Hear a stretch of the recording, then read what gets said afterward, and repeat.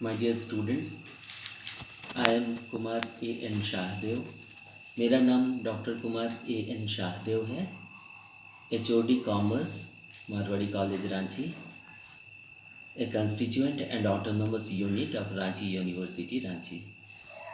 My dear boys, आज हम लोग ऑडिट में जो टॉपिक ले रहे हैं ये है डेप्रिसिएशन, प्रोविज़न एंड रिजर्व। ये अकाउंट्स में भी इम्पॉर्टेंट है और ऑडिटिंग में भी इम्पॉर्टेंट है, क्योंकि बिना डेप्रिसिएशन के फिक्स्ड एसेट्स को हम लोग कभी भी ट्रू वैल्यू में नहीं दिखा सकते हैं।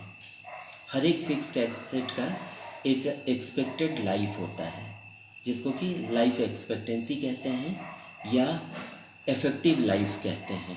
उतना दिन वो अच्छा से काम करता है वो एसेट। तो आज हम लोग इसीलिए डेप्रिसिएशन से स्टार्ट कर रहे हैं। डेप्रिसिएशन यानी ह्रास। कहते हैं the word depreciation has been derived from Latin word depretium. Latin word है डेप्रिटियम, इससे इंग्लिश का डेप्रिसिएशन को हम लोग लिए हैं, which means decrease in the value of fixed assets. इसका मतलब होता है कैपिटल एसेट या फिक्स्ड एसेट जो होता है उसका वैल्यू में जो डिक्रीज होता है, गिरावट आता है, on account of natural wear and tear और एफ्लक्शन ऑफ टाइम। कोई भी एसेट को, फिक्स्ड एसेट को अगर हम लोग इस्तेमाल में रखते हैं तो कुछ ना कुछ टूट फूट, कुछ ना कुछ उसके रूप में परिवर्तन ये होना ही है, असंभवी है, इनएविटेबल है। ठीक उसी तरह एफ्लक्शन ऑफ टाइम, समय के पैसेज के साथ भी उसके मूल्य में गिरावट आती है, जैसे इलेक्ट्रॉनिक गुड्स में। It is the gradual diminution, loss और shrinkage in the utility value of an asset due to wear and tear in use, effluxion of time और obsolescence। कभी कभी कोई चीज़ बहुत पुराना हो जाता है तो उसका यूज़ नहीं रह जाता, इसको ऑब्सोलीट होना कहते हैं। ऑब्सोलेसेंस के चलते या एफ्लक्शन ऑफ टाइम, समय के बीतने के चलते, या वियर एंड टीयर के चलते, टूट फूट खराबी के चलते। Depreciation is permanent and continuous decrease in the value of an asset from any cause। Depreciation होना ही है, ये permanent और continuous process है एक fixed asset के लिए। When a fixed asset is acquired for use in the business, its working capacity or its earning capacity is gradually reduced। जब हम लोग एक एसेट को खरीदते हैं, परचेज़ करते हैं, एक्वायर करते हैं, प्राप्त करते हैं, ग्रहण करते हैं, तो उसी समय ये डिसाइड हो जाता है कि इसकी अर्निंग कैपेसिटी क्या होगी या वर्किंग कैपेसिटी क्या होगी या इफ़ेक्टिव लाइफ क्या कितना रहेगा, इफ़ेक्टिव अर्निंग कैपेसिटी इसकी कितनी रहेगी, which ultimately leads to the declining in the value of assets. और इससे पता चलता है कि ये धीरे धीरे डिक्लाइन करेगा, एसेट कितने दिन में वो पूरा तरह से ऑब्सोलीट हो जाएगा या आउट ऑफ यूज़ हो जाएगा। In other words, it is estimated cost of the expired usefulness of the fixed asset. इसको एक्सपायर्ड यूजफुलनेस भी बोला जा सकता है, मतलब जब उसकी उपयोगिता ख़त्म हो जाती है, इसी को डेप्रिसिएशन कहा जाता है, ह्रास। और डिप्लीशन कहते हैं जब जैसे माइंस से आप सामान को निकालते हैं, खोदते हैं, मिनरल्स को निकालते हैं तो वो खोखला हो जाता है, खाली हो जाता है। जैसे कोयला आप निकाल रहे हैं तो लाखों वर्ष में फिर तैयार होता है, तो उस समय वो खाली हो जाएगा। It is notable here that depreciation represents the permanent decrease in the value of assets. ये परमानेंट डिक्रीज़ होता है, ये कंटिन्यूअस डिक्रीज़ होता है, ये कैपिटल डिक्रीज होता है। It is thus a capital loss and must be provided for out of profits before they are actually distributed. और इसको प्रॉफिट में से काट के रखा जाता है हर एक साल, क्योंकि जब एक एज मशीन जैसे हम लोग एम्प्लॉय किए बिजनेस में तो हमको पता है कि इसका इफेक्टिव लाइफ 10 साल है। तो ऑर्गेनाइजेशन को या कंपनी को इस तरह से उसको तैयार करना होगा कि हर एक साल उसमें से फिक्स चार्जेस अगर है तो 10% करके डेप्रिसिएशन चार्ज करके और उसको एक अलग से रिजर्व में रखते चला जाना होगा, ताकि वो डेप्रिसिएशन फंड एक क्रिएट हो सके और जिस समय उसका रिप्लेसमेंट होगा उस समय हम कंपनी के पास इतना पैसा हो कि वो आराम से एक नई मशीन खरीद के और उसको इंस्टॉल कर दिया जाए और उसमें ज़रा सा भी विघ्न ना हो काम में, रुकावट ना हो काम में। यही बढ़िया मैनेजरियल डिसीजन माना जाता है। As regards depreciation, the auditor has to examine the adequacy and authenticity of depreciation.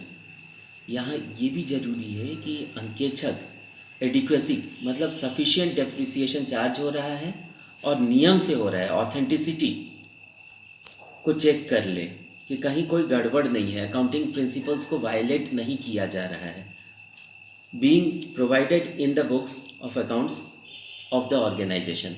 इस बात पे अंकेक्षक का विशेष ध्यान होना चाहिए।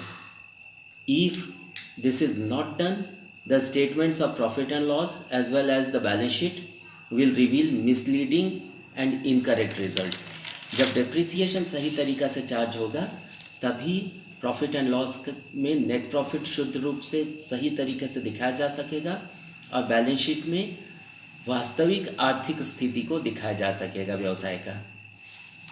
इसीलिए स्पाइसर एंड रेगलर ने कहा है, depreciation may be defined as measure of exhaustion of the effective life of an asset from any cause during a given period.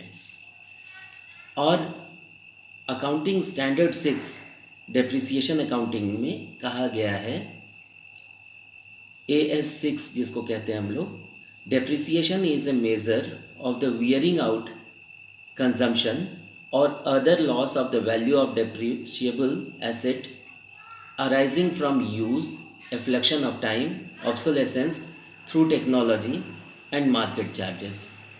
अर्थात डेप्रिसिएशन कई एक कारण से हो सकता है, पर यह ज़रूरी है कि वो अकाउंटिंग स्टैंडर्ड्स के हिसाब से, अकाउंटिंग प्रिंसिपल्स के हिसाब से, अकाउंटिंग नॉर्म्स के हिसाब से, अकाउंटिंग एस्टैब्लिश्ड प्रैक्टिसेस के हिसाब से उसको चार्ज किया जाए और किसी तरह से भी कोई रूल्स को वायलेट नहीं किया जाए। अगर डेप्रिसिएशन करेक्ट वे में चार्ज हो रहा है, टाइमली चार्ज हो रहा है, तभी हम लोग कंफर्म रहेंगे और तभी ऑडिटर संतुष्ट होकर रिपोर्ट दे पाएगा कि नेट प्रॉफिट सही है और जो बैलेंस शीट शो कर रहा है व्यवसाय का फाइनेंशियल पोजीशन वो बिल्कुल करेक्ट है और जितना भी अकाउंट्स है, बुक्स ऑफ अकाउंट्स उसके सामने प्रेजेंट किया गया है, वो ट्रू और फेयर व्यू प्रेजेंट कर रहा है बुक्स ऑफ अकाउंट्स का। यही ऑडिटर की सबसे बड़ी जिम्मेवारी है और तभी ऑडिटर की ऑथेंटिसिटी बनी रहती है। कार्टर ने कहा है, डेप्रिसिएशन इज़ द ग्रेजुअल मतलब धीरे धीरे, slowly and permanent decrease in the value of assets from any cause. ये ग्रेजुअल है, धीरे धीरे होता है, पर परमानेंट होता है डिक्रीज एसेट्स के वैल्यू में। यही डेप्रिसिएशन है, यही ह्रास है। R.G. विलियम्स का मानना है, depreciation has been defined as a gradual deterioration in the value of assets due to use. R.G. Williams कहता है यूज़ के चलते इसमें इसके मूल्य में ग्रेजुअल डिटेरियोरेशन होता है। पर हम लोग आज की दुनिया में जानते हैं कि चाहे वो यूज़ के चलते हो, चाहे एफ्लेक्शन ऑफ टाइम के चलते हो, चाहे ऑब्सोलेसेंस के चलते हो, चाहे डिप्लीशन के चलते हो, चाहे वियर एंड टीयर के चलते हो, पर ये निश्चित है कि फिक्स्ड एसेट्स के मूल्य में गिरावट आना ही है। In practice the term depreciation is commonly used in a very wide sense। ये प्रैक्टिस है। अप्लाइड अकाउंट से हम लोग देखते हैं कि डेप्रिसिएशन एक बहुत बड़े सेंस में, एक वह बहुत विस्तृत सेंस में यूज़ होता है, covering diminution in the value of assets caused by outside fluctuations in realizable and replacement value and also amortization in the cost of assets over the period of its use। ये FRMD पॉला का मानना है। अब हम लोग आते हैं characteristics, विशेषताएं, कि डेप्रिसिएशन की विशेषताएं क्या है। पहला है, it signifies that the value of the asset is in particular has fallen. जिस दिन हम लोग एसेट को परचेज़ करते हैं, जैसे उसका यूज़ होते जाता है, जैसे समय बीतते जाता है, जैसे उसमें कुछ ना कुछ टूट फूट होते जाता है, जैसे उसमें कमी आते जाता है, उसके साथ ही उसका मूल्य में गिरावट आएगा ही। यही डेप्रिसिएशन है। It is not concerned with the cost price और sale price but with its book value. इसका कॉस्ट प्राइस या सेल प्राइस से कोई मतलब नहीं है, लेकिन बुक वैल्यू में इसका निश्चित और परमानेंट असर होता है। Fall in the value due to depreciation in is permanent. ये असंभावी है, निश्चित है, इनएविटेबल है कि डेप्रिसिएशन परमानेंटली होना ही है फिक्स्ड एसेट्स में। नेक्स्ट है fall in the value due to depreciation is constant.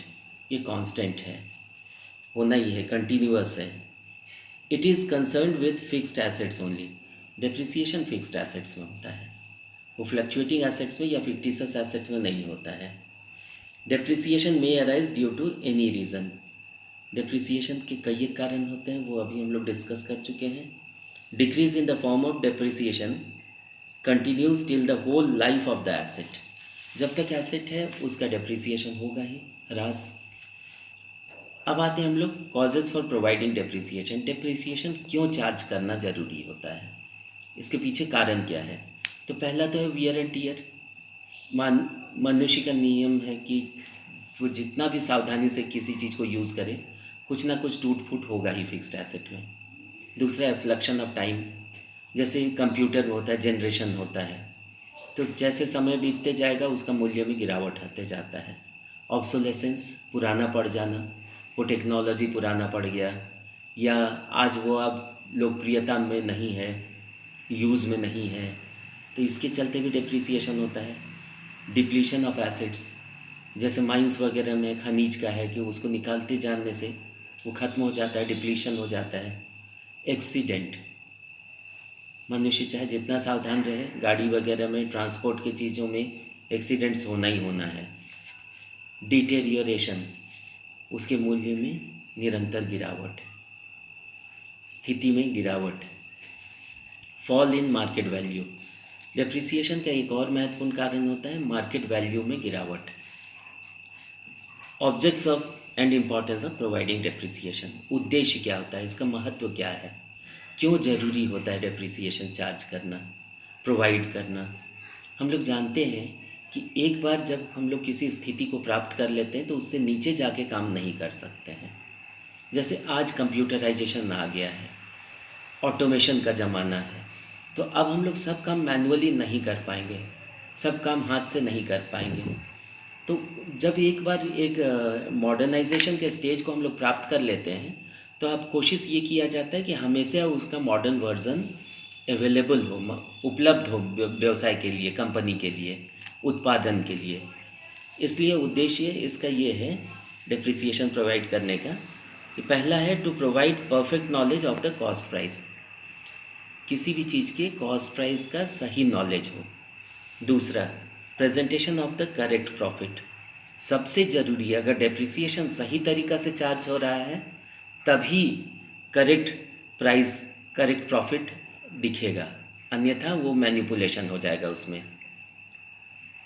तीसरा, to express true and fair view of balance sheet, व्यवसाय को जो भी पार्टीज़ उसमें कंसर्न्ड होते हैं उनके लिए सबसे ज़रूरी है कि उसकी वित्तीय स्थिति को जाने, कि एक पर्टिकुलर डेट में उसकी आर्थिक स्थिति क्या है, वित्तीय स्थिति क्या है।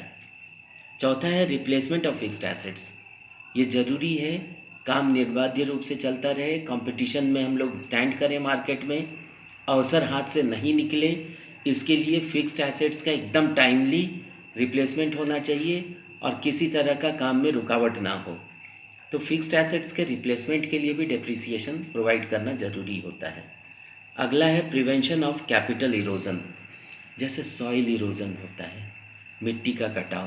पृथ्वी का ऊपरी सतह जो है वही उपजाऊ मिट्टी होता है, और अगर हम लोगों को उपजाऊ उपज को बना के रखना है धरती का, पृथ्वी का, भूमि का, लैंड का, तो हम लोगों के लिए ज़रूरी है कि सॉइल इरोजन को रोका जाए। इसीलिए प्लांटेशन ज़रूरी होता है, इसीलिए फॉरेस्ट्री ज़रूरी होता है, तब वाटर लेवल चेक रहेगा, सॉइल इरोजन रुका रहेगा। और इसी तरह ये ज़रूरी है बिजनेस में कि कैपिटल इरोजन को रोका जाए। अगर सही डेप्रिसिएशन चार्ज हो रहा है तब प्रॉफिट सही तरीक़ा से दिखाया जाएगा, तब profit and loss appropriation account में रिजर्व्स फंड्स चार्ज करके रखा जाएगा और उसके बाद डिविडेंड का डिक्लेरेशन होगा। तब कभी भी धोखा नहीं होगा, कैपिटल इरोजन नहीं होगा। अगर हम लोग डेप्रिसिएशन बिना चार्ज किए हुए डिविडेंड डिक्लेयर कर देते हैं, यानी कैपिटल को हम लोग बांट दे रहे हैं, जो पूंजी का हिस्सा होता है उसको बांट दे रहे हैं। तो ये बहुत सेंसिटिव चीज़ है, बहुत महत्वपूर्ण चीज़ है कि डेप्रिसिएशन को सही टाइम में एप्रोप्रिएट वे में, एडिक्वेट वे में चार्ज किया जाए और उसको डेप्रिसिएशन रिजर्व फंड में रखा जाए। नेक्स्ट पॉइंट है टू कंट्रोल कंपटीशन। आज के युग में कट थ्रोट कंपटीशन होता है। कंपटीटर्स जो हैं वो आदमी को मौका नहीं देते हैं फिर से मार्केट में खड़ा होने का। इसलिए जो व्यक्ति व्यवसाय में है, कंपनी जो है, ऑर्गेनाइजेशन जो है, उसके लिए ये बहुत ज़रूरी है कि वो डेप्रिसिएशन सही रूप में चार्ज करे, टाइमली चार्ज करे। क्योंकि अगर डेप्रिसिएशन चार्ज नहीं होगा तो प्रॉफिट अधिक दिखा देंगे हम लोग, इनकम टैक्स अधिक चला जाएगा, कैपिटल इरोजन हो जाएगा और हम लोग के कंपटीटर्स जो हैं वो हावी हो जाएंगे। इसलिए अंदर से संस्था खोखला हो जाएगा अगर डेप्रिसिएशन चार्ज नहीं किया गया समय से तो। और लास्ट पॉइंट है reasonable amount of tax is ascertained. अगर depreciation timely, properly, adequately, as per accounting norms, as per accounting standards charge हो रहा है, तभी हम लोग उम्मीद कर सकते हैं कि बिज़नेस एकदम साउंड पोजीशन में रहेगा। Profit and loss account correct profit को डिप्लिक्ट करेगा, दिखाएगा और बैलेंस शीट सही रूप में true and fair view of financial position को शो करेगा।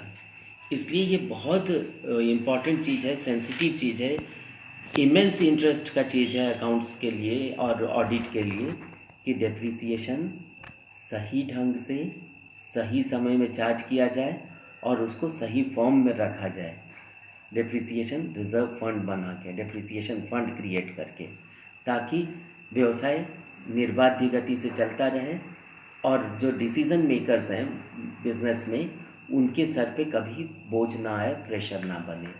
इसलिए डेप्रिसिएशन एक चैप्टर नहीं है बल्कि पूरा बैकबोन है अकाउंट्स का, ऑडिट का। Thank you and all the best.